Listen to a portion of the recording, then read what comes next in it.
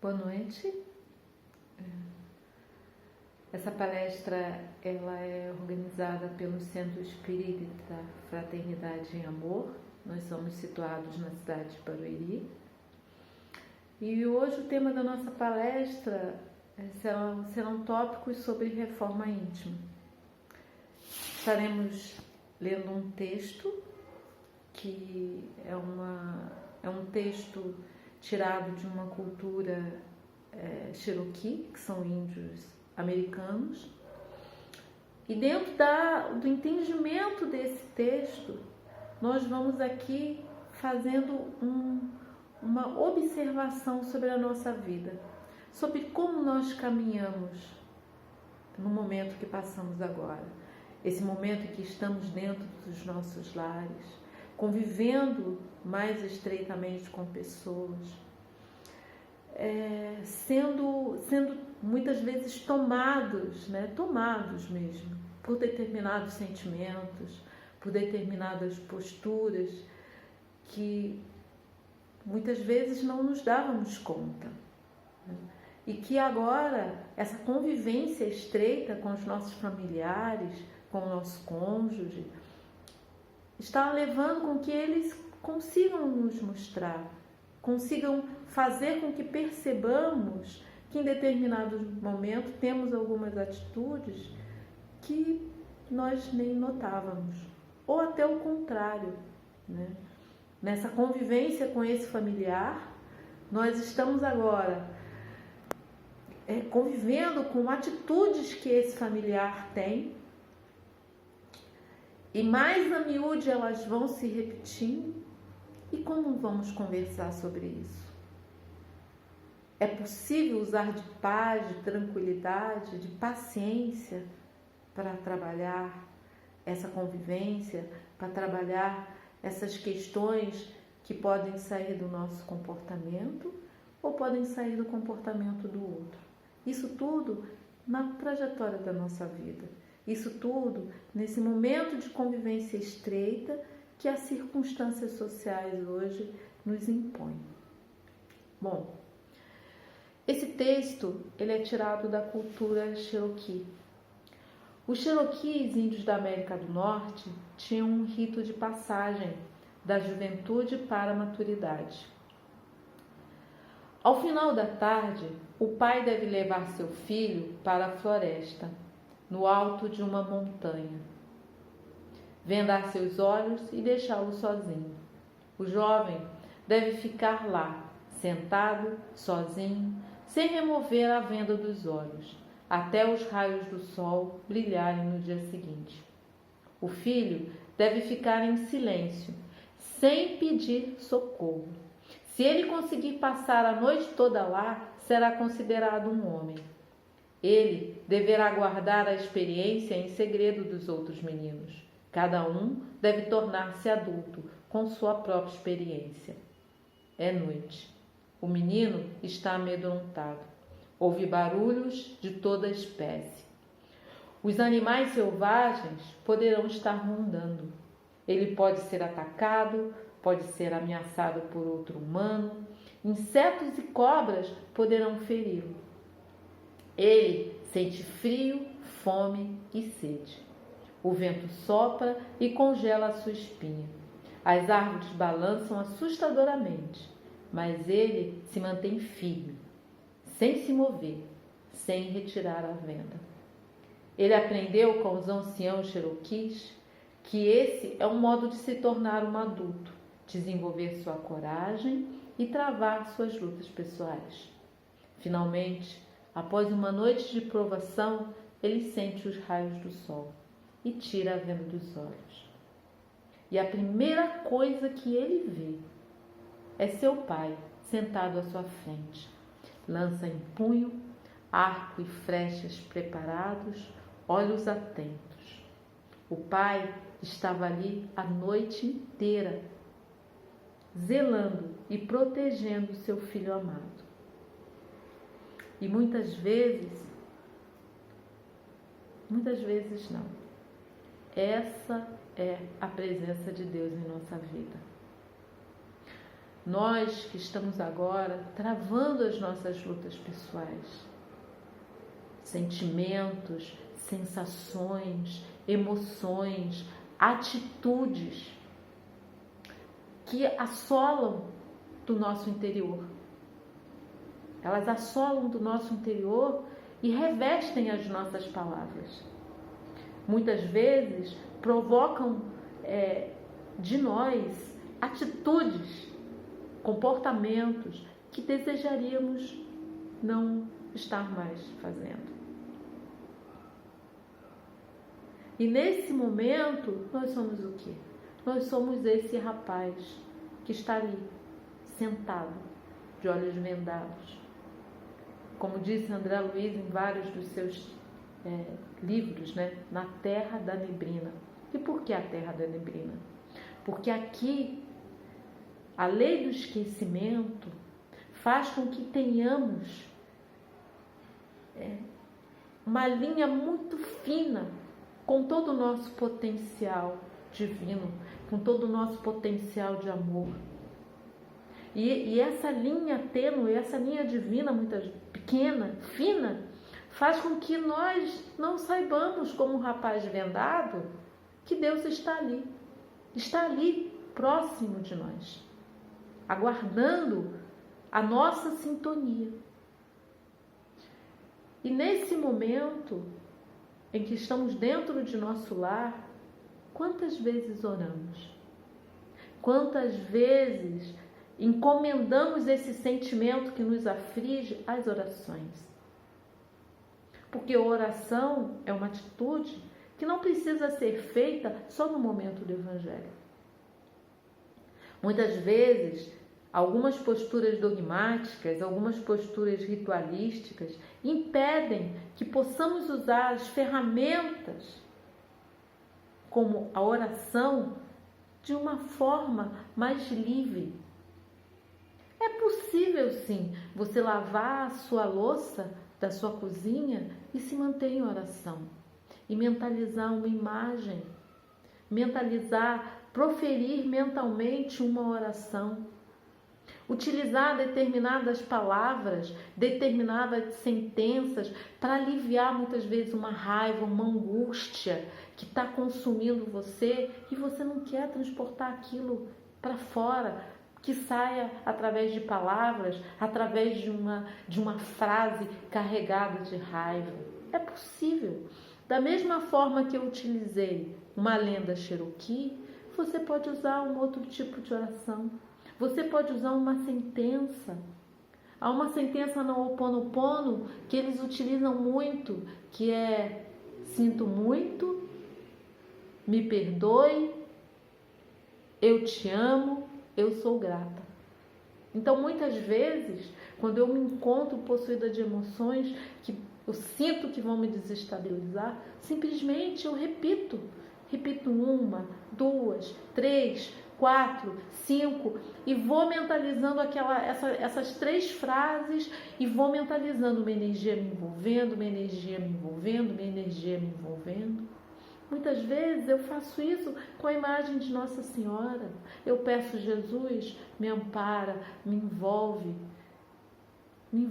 com a sua proteção, com a sua luz, e vou repetindo isso e vendo aquela luz me envolvendo até que aquele sentimento angustioso passe.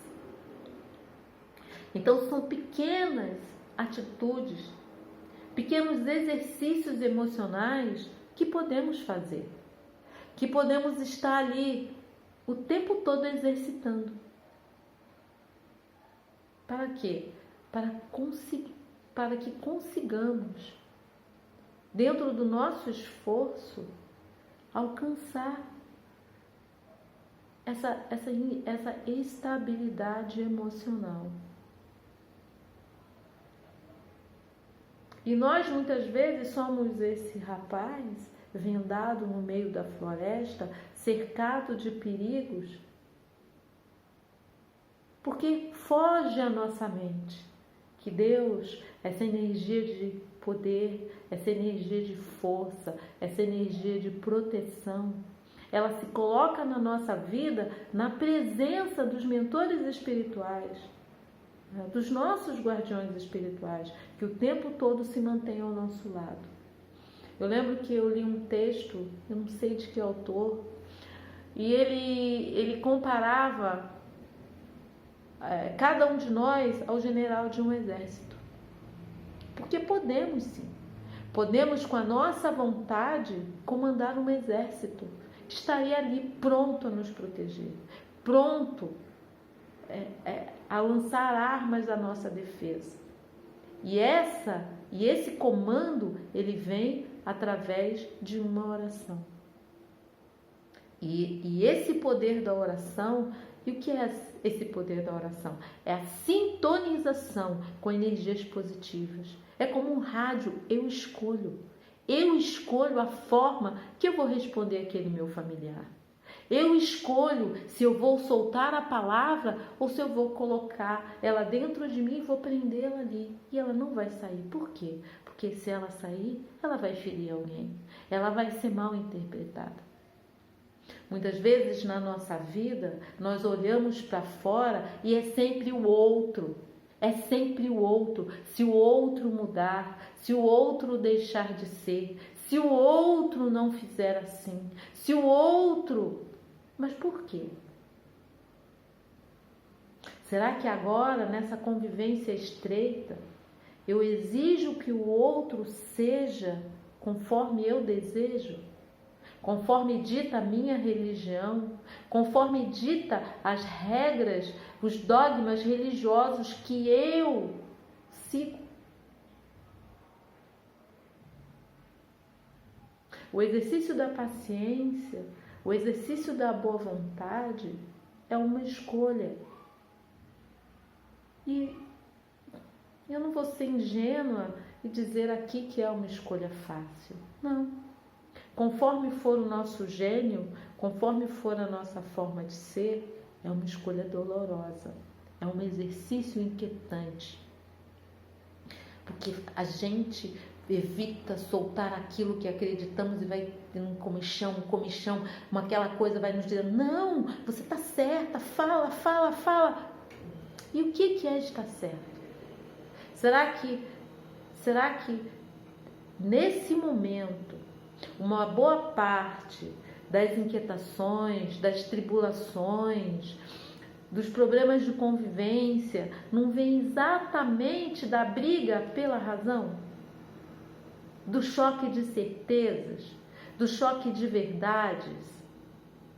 Será que se eu tivesse ficado em silêncio, aquela discussão não teria sido mais curta?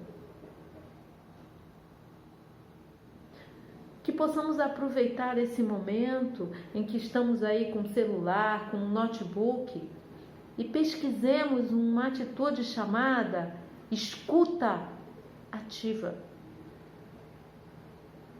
Pesquise o que é uma escuta ativa. Você está escutando no presente. Você escutar o outro se desvencilhando das suas posturas, das suas verdades, das suas razões. Apenas escute o outro. Veja o que o outro está te dizendo. Veja os argumentos que essa pessoa está colocando para você. Será que você está realmente ouvindo esses argumentos? Porque muitas vezes é doloroso. É doloroso ouvir alguém nos criticar. É doloroso ouvir alguém nos dizer aquilo que nós não queremos ouvir, que nós não queremos aceitar, que somos daquela forma. Muitas vezes a pessoa pode nos acusar de teimosia, pode nos acusar de fazermos rápido demais, de não ouvirmos. Pode nos dizer que nós nem deixamos o outro terminar de falar e já estamos ali falando. Eu tinha muito esse hábito. E quantas vezes meu marido repetia isso até o momento em que eu parei e ouvi. Ele está me dizendo que eu falo mais do que ouço. E aí eu comecei a exercitar o silêncio.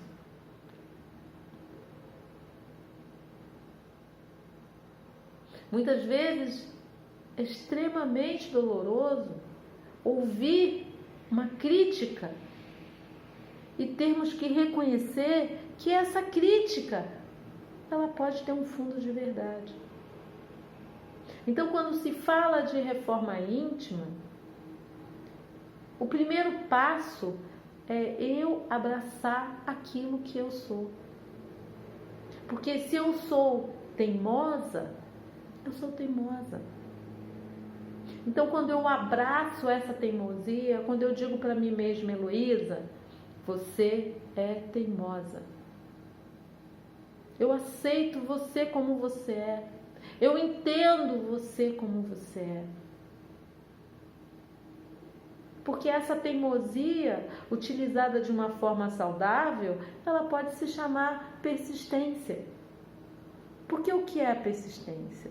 É eu ter a força de lutar por algo.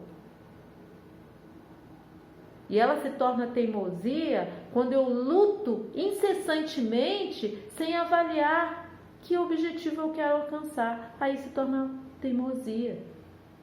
Porque de repente eu estou lutando por um objetivo que nesse momento talvez não tenha prioridade, talvez não precise ser alcançado, aí se torna teimosia.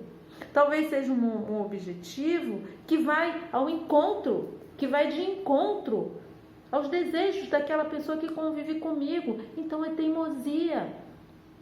Porque conviver é flexibilidade, conviver é alteridade. O que é alteridade? Eu aceitar o outro com tudo que o outro é, com as suas qualidades e com os seus defeitos. E deixar que o outro, na sua caminhada pessoal, encontre suas verdades de mudança. E fazer reforma íntima é eu saber. A minha convivência com o outro me traz angústias, aborrecimentos, mas ela também me traz outros sentimentos, apoio, carinho, boa convivência, amizade, amor. Então, perseverança é eu saber que todas essas coisas positivas, elas têm muito mais valor do que as inquietações que aquela relação provoca. E teimosia é eu não ter o discernimento de fazer essa avaliação. Nós espíritas muitas vezes mantemos uma relação, mantemos um casamento, porque é melhor eu conviver com ele agora, porque assim mais tarde, na próxima encarnação, eu não tenho que voltar mais com ele. Então eu vou sofrer, vou fazer tudo que eu tenho que fazer, eu vou aceitar como é, ele também vai ter que me aceitar como eu sou. Aí a gente paga logo tudo que tem que pagar, e na próxima encarnação eu não preciso voltar com ele. Lê do engano. A convivência com alguém, ela existe para que aprendamos algo. E muitas vezes a minha relação com aquela pessoa, ela é para que eu aprenda algo sobre mim. E quando eu aprendo aquilo sobre mim, e eu introjeto aquilo dentro da construção da pessoa que eu sou, eu percebo que aquilo diminui o domínio do meu ego sobre mim, sobre minhas atitudes, sobre minhas interpretações. Aquela convivência alcançou o que era necessário. O casamento deve continuar? Aquela relação deve continuar? Aí se faz uma avaliação. Ela funciona, ela alcança seu objetivo quando nós crescemos como indivíduo com aquele sentimento. Assim como os anciãos cherokees diziam para um rapaz: não conte as suas experiências para os outros garotos, cada um tem a sua. Isso é a mesma coisa que conviver com a verdade. A minha verdade é exatamente isso, minha verdade. Então, as minhas soluções para as minhas inquietações são exatamente isso, minhas soluções. E eu posso até apresentá-la para o outro, mas se o outro me pedir isso, se o outro me der abertura, se o outro chegar para mim e falar: nossa, Heloísa, como você conseguiu isso?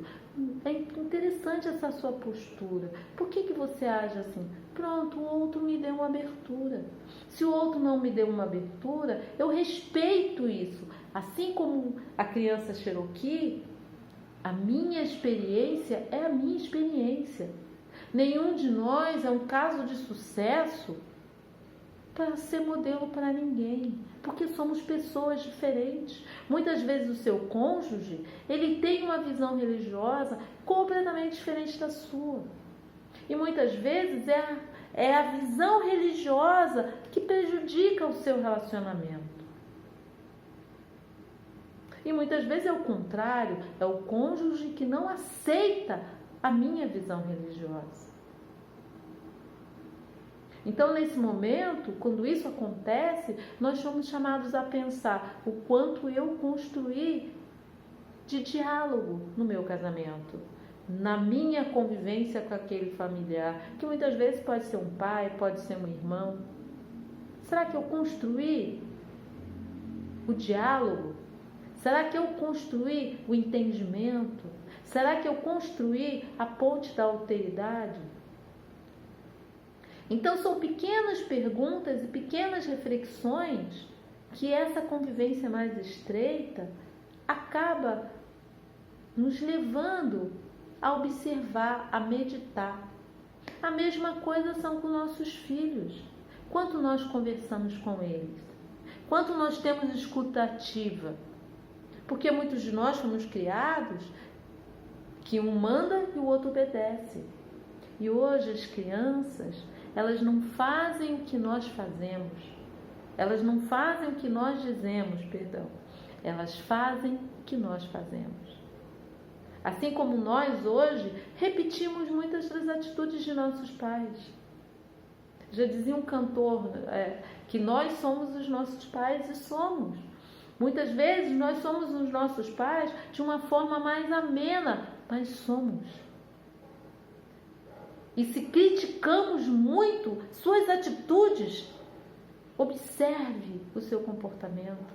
Verifique se você hoje, nas suas atitudes, nas suas posturas, não está replicando, reproduzindo, mesmo que de maneira atenuada, aquilo que eles já faziam. E hoje, na nossa caminhada, nós somos exatamente esse índio de olhos vendados.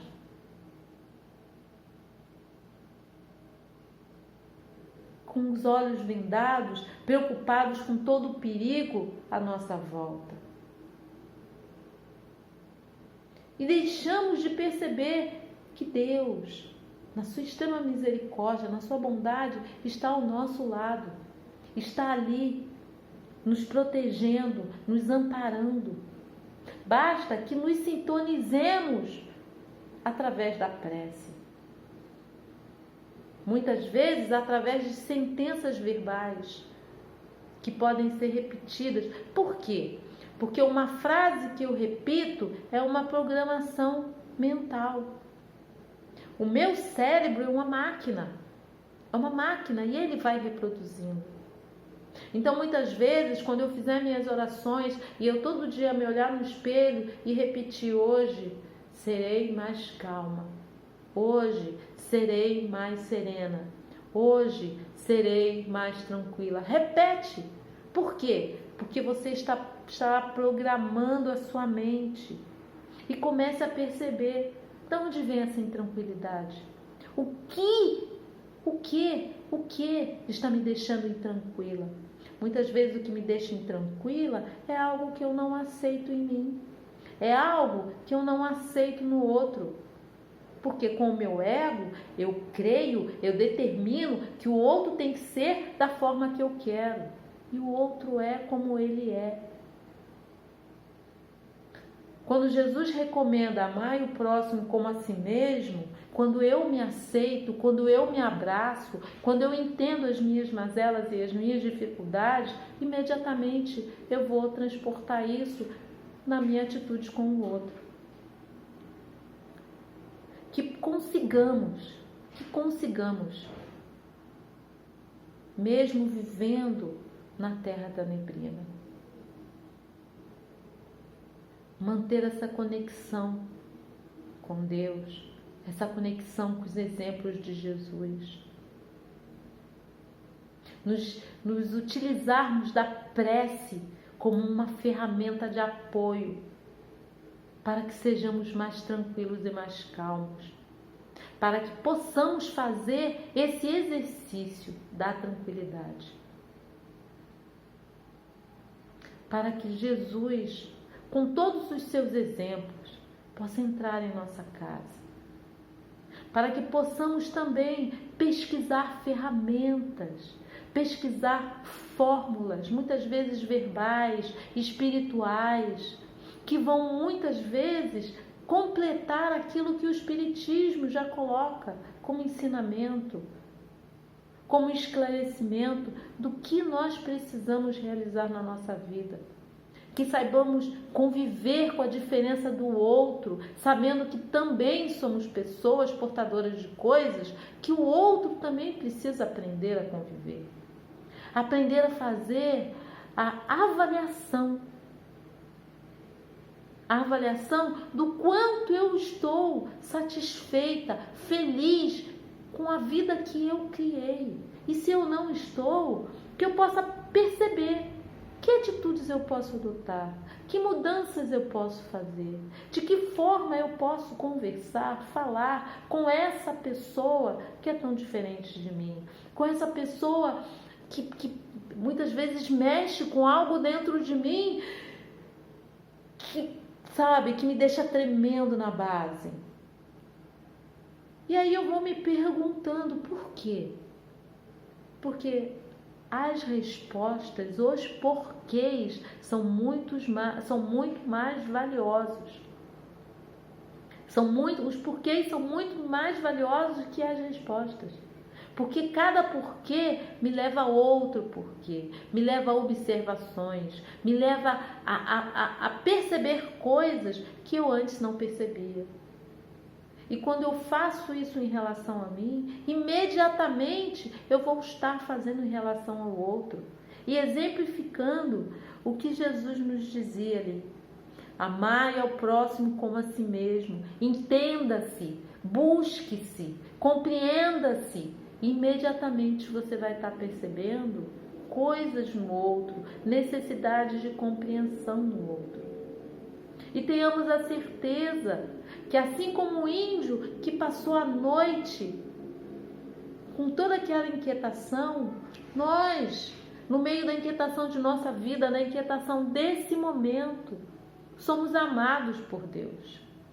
Que os nossos amparadores espirituais, que os nossos guardiões espirituais estão ali ao nosso lado, esperando que façamos uma prece, que falemos uma frase, que contemos até 10 antes de dizer aquilo que depois de dito vai conturbar todo o ambiente. Que aprendamos a orar mais, a ouvir músicas, a buscar programas, atividades alegres, com equilíbrio, com uma energia positiva e amorosa. O que estamos ouvindo? Ao que estamos nos ligando? Que tenhamos atenção a essas pequenas atitudes que podemos realizar na nossa vida, que podemos modificar durante as nossas escolhas diárias e noturnas. De todo o coração, esperamos que esses pequenos apontamentos sejam valiosas pistas para que possamos mudar a nossa forma de ver, a nossa forma de agir e a nossa forma de conviver com as pessoas no nosso ambiente familiar. Que Jesus nos abençoe.